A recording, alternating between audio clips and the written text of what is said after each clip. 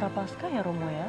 Ya, kita sudah memasuki masa Prapaskah yang kelima. Dan juga hari ini itu adalah hari Jumat Agung. Hari ini sudah Jumat Agung. Jadi kalau untuk Jumat Agung ini salib kenapa ditutup ya Romo ya? Salib dalam Jumat Agung itu memang sudah tertutup.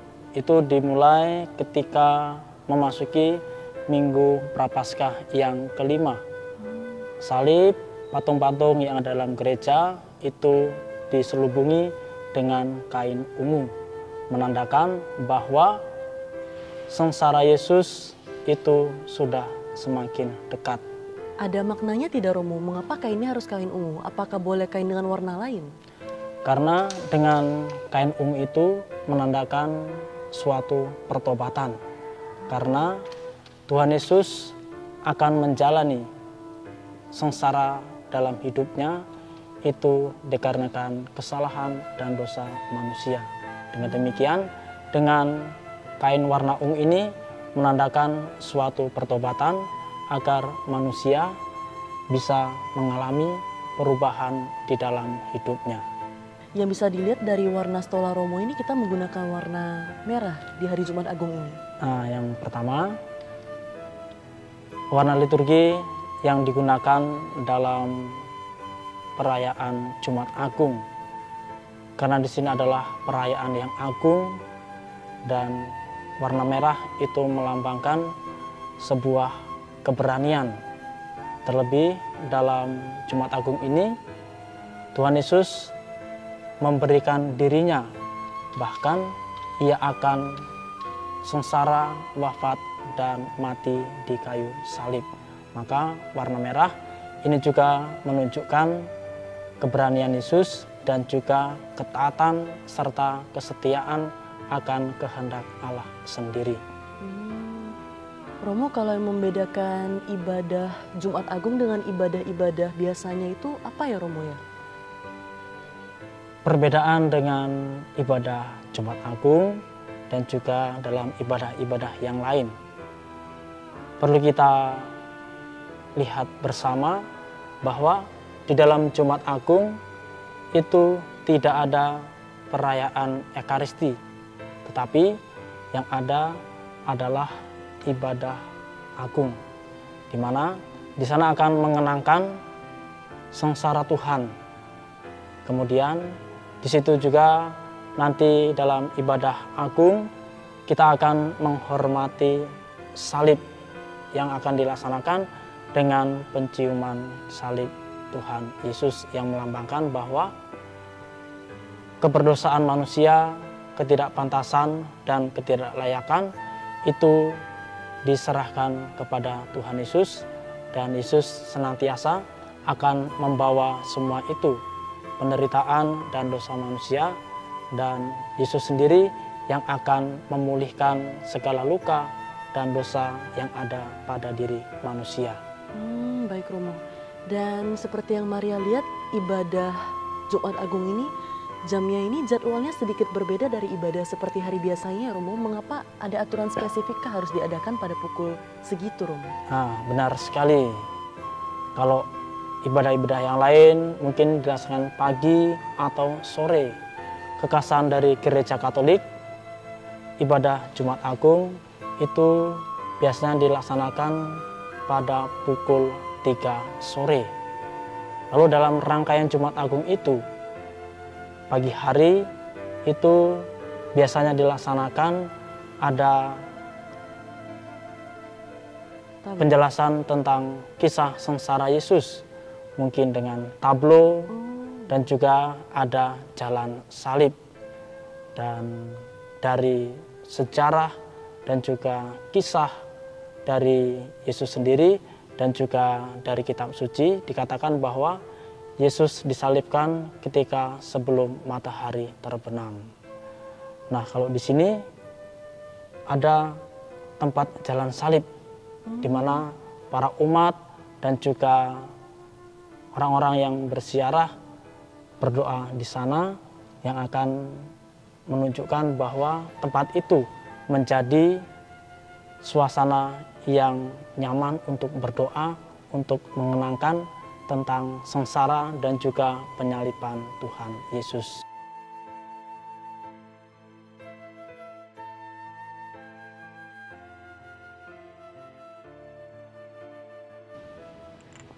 Nah, ini adalah tempat jalan salib di mana Tuhan Yesus menapaki kisah sengsaranya. Ini adalah perhentian pertama di mana Yesus dihukum mati. Yesus diadili karena Yesus dianggap telah menebarkan ajaran yang tidak benar sehingga ia dihukum mati.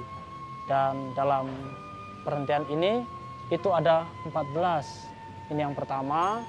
Kemudian di sana ada perhentian kedua, Yesus memanggul salib, di mana salib menjadi sebuah beban yang harus dipikul oleh Yesus yang nantinya akan berpuncak pada kematian di dalam dirinya. Nah, dalam perhentian yang ketiga, di sini Yesus jatuh untuk pertama kalinya karena salib yang dipikul bebannya sangat berat. Di sana Yesus merasa tidak mampu, tetapi Yesus berusaha dengan sekuat tenaga untuk bangkit kembali, karena itu semua adalah hal yang harus dilakukan Yesus karena semua adalah kehendak dari Bapaknya. Kemudian di perhentian keempat di sini ada Yesus berjumpa dengan ibunya Maria, di mana Maria adalah ibu yang setia dari melahirkan Yesus sehingga menemani Yesus hingga masa-masa sengsaranya. Nah, dan kemudian dalam perhentian yang kelima ini Yesus ditolong oleh seorang dari Kirene, yaitu namanya adalah Simon. Karena Simon melihat keterbukaan hatinya dan juga ingin membantu Yesus, ia rela memberikan dirinya membantu beban yang dibawa oleh Yesus. Dan kemudian dalam perhentian keenam, di sini Yesus berjumpa dengan wanita-wanita dan Yesus diusap oleh Veronika dengan kain. Di sini betapa kepedulian orang-orang pada zaman dahulu karena melihat Yesus yang disiksa, kemudian didera, bahkan untuk memikul salib yang begitu berat. Dalam kisah sengsara itu, Yesus jatuh ketiga kali. Nah, dalam perhentian ketujuh, itu Yesus jatuh untuk kedua kalinya. Karena tempat ataupun jalan yang dilalui itu sangat terjal, sehingga banyak tenaga yang harus terkuras dan juga suasana panas, tetapi Yesus tidak menyerah. Dan kemudian di sini Yesus berjumpa dengan perempuan yang menangisinya karena mereka melihat bahwa Yesus tidak bersalah, tetapi ia dihukum mati. Nah, ini adalah ketiga kalinya Yesus jatuh. Di sini Yesus hanya menyisakan tenaga yang terakhir. Di sini Yesus, kalau kita lihat dalam ceritanya, itu Yesus sudah tidak berdaya karena tubuhnya sudah berlumuran darah dan juga nampak dan rupanya pun sudah tidak seperti manusia lagi. Nah, di sini dalam perhentian ke-10 pakaian Yesus ditanggalkan. Di sini sungguh terlihat seperti sangat hina karena pakaian Yesus diambil oleh prajurit dan serdadu dan pakaiannya itu dibuang undi siapa yang mendapat undian itu yang akan mendapatkan kain yang dipakai oleh Yesus. Dan juga dalam perhentian yang ke-11, di sini Yesus disalibkan. Kita bisa lihat bagaimana situasi ketika Yesus disalibkan. Luka di tubuhnya, kemudian dicambuk dan dipakaikan mahkota duri di kepalanya. Para serdadu dan juga orang-orang yang tidak menginginkan Yesus tetap hidup, mereka akan menyalibkan Yesus. Betapa sedihnya, betapa sulitnya manusia untuk melihat ini. Tetapi ini adalah kehendak dari Allah sendiri. Yesus memberanikan dirinya dan memberikan dirinya untuk disalibkan. Dan inilah perhentian yang ke-12, Yesus wafat di salib. Kita lihat di atas itu melambangkan Yesus disalibkan di puncak Golgota. Lalu di kanan kirinya itu ada salib, di mana bersama dengan Yesus ada juga orang-orang yang disalibkan.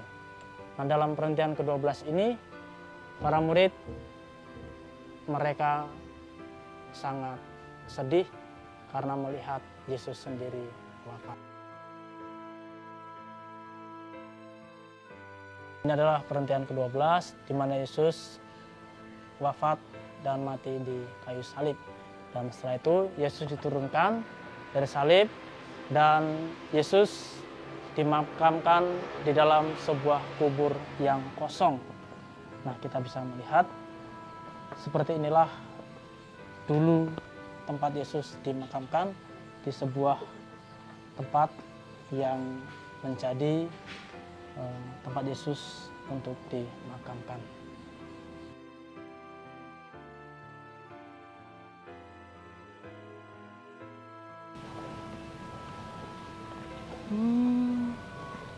Jadi demikian ya Romo, 14 perhentian jalan salib. Kira-kira apa ya makna yang bisa kita petik ya dari Jumat Agung dan 14 perhentian jalan salib, terutama bagi kita sebagai seorang prajurit TNI Angkatan Laut, Romo?